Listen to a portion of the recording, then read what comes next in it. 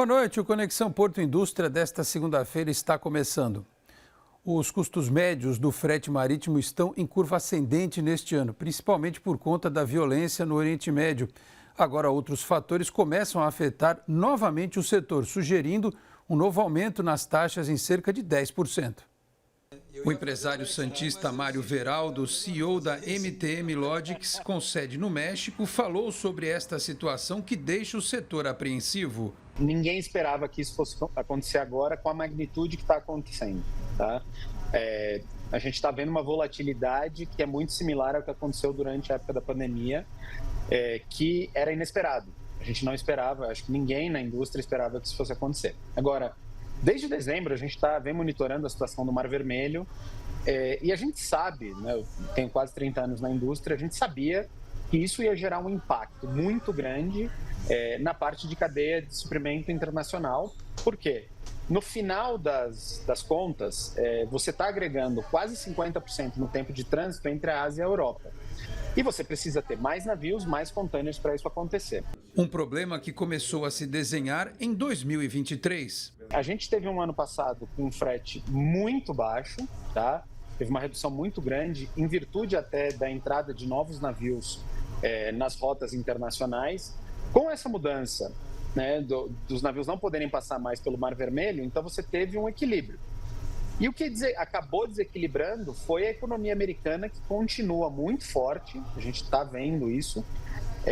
Acho que todo mundo nos Estados Unidos esperava que a economia fosse, até pelas taxas de juros historicamente muito altas, elas fossem acabar tendo o efeito de frear um pouco a economia. E o que a gente viu foi o contrário. A economia segue aquecida. Eu tô lá, já estive lá esse ano 4 vezes. A gente sabe que a economia está aquecida, a gente sabe que tem algumas categorias de produto que estão em falta nos mercados.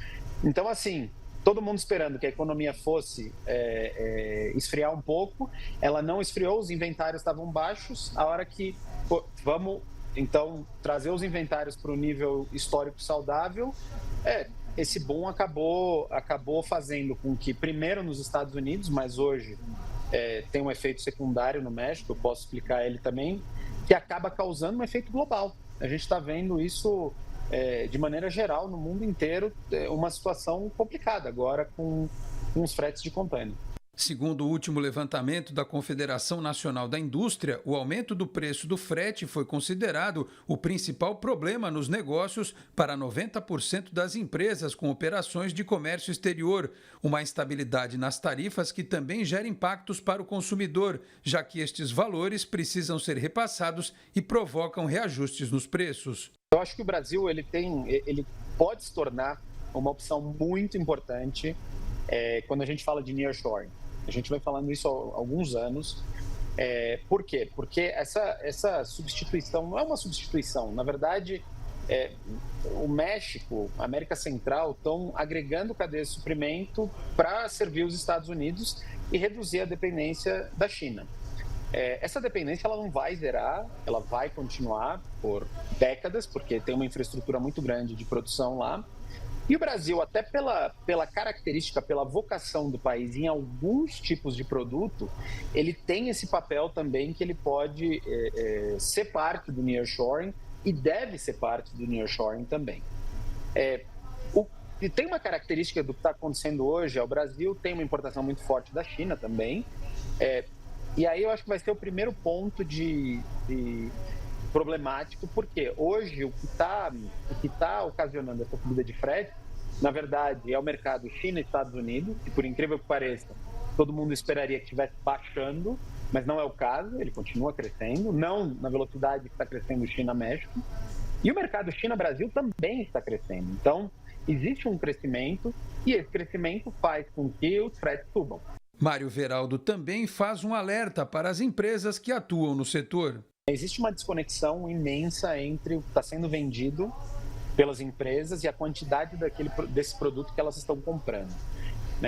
A grande chave, quando a gente fala com os nossos clientes, é tentar equilibrar isso ao máximo e tratar de fazer com que isso se transforme num algoritmo perfeito. Eu vendo um produto, eu sei exatamente quando eu tenho que comprar aquele produto para eu ter ele no inventário para eu nunca mais perder a venda.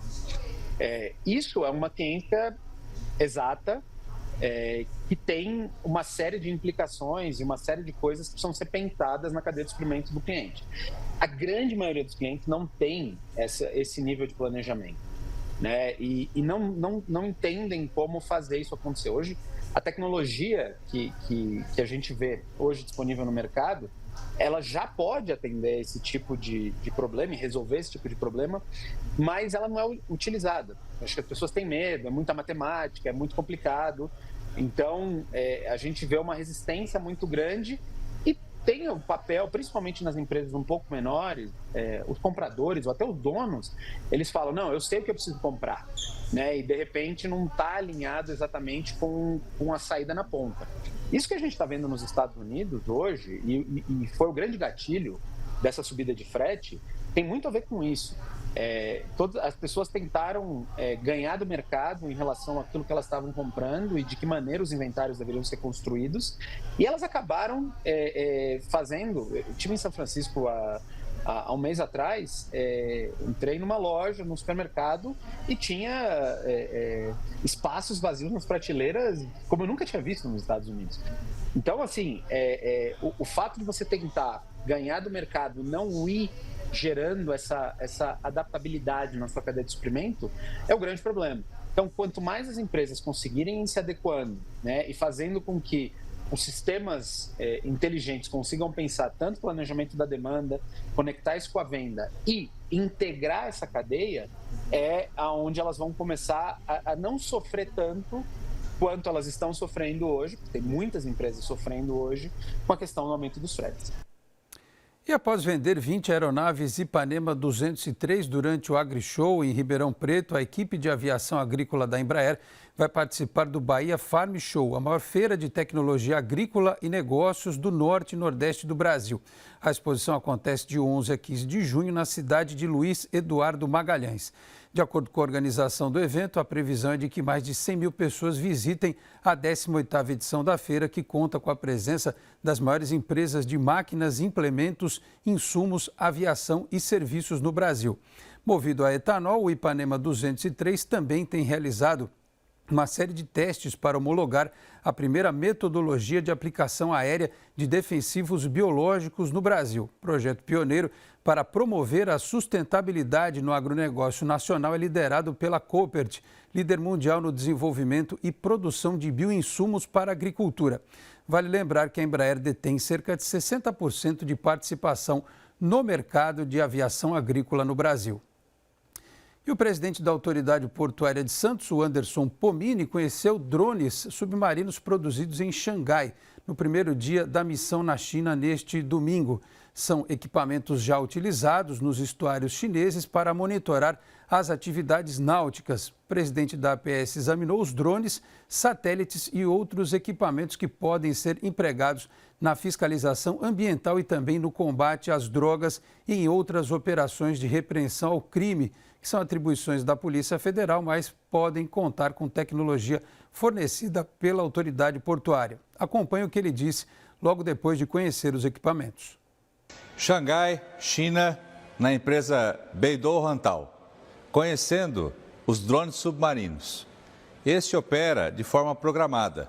Você estabelece um roteiro e ele tem um formato de um submarino, alta tecnologia, e esse opera com cabo, que tem inclusive lanternas, e ambos com possibilidade de geração de imagens. Então, o que há de mais moderno no mundo, funcionando aqui nos portos da China e em alguns outros portos do mundo, e em breve no Brasil. Os fabricantes chineses já utilizam um sistema de monitoramento no porto de Xangai, que é o maior do mundo na movimentação de contêineres, com mais de 45 milhões de TEUs ao ano. E o Conexão Porto Indústria desta segunda-feira fica por aqui. Nós nos encontramos amanhã a partir das 7h30 da noite. Muito obrigado a todos pela audiência, um grande abraço e até lá. Tchau, pessoal.